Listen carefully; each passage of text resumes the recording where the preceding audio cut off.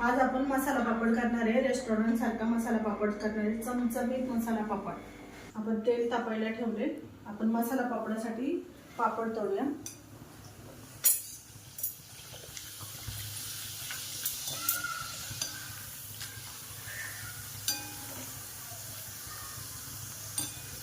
पूर्ण सपाट पापड झालेला आहे। जास्त तेलामध्ये तळायचा म्हणजे पापड वाकडा नाही होणार।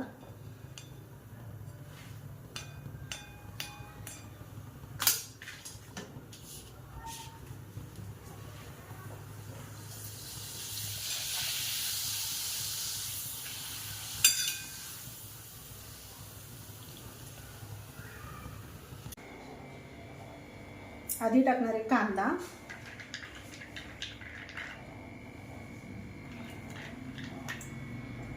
टोमॅटो टाकणार आहे।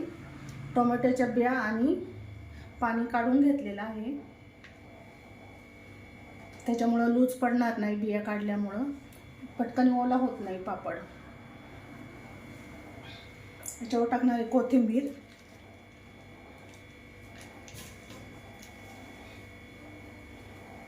मिरची पावडर, चाट मसाला, थोडंसं मीठ घालणार आहे आणि भरपूर अशी शेव टाकूया आपण आता याच्यावर।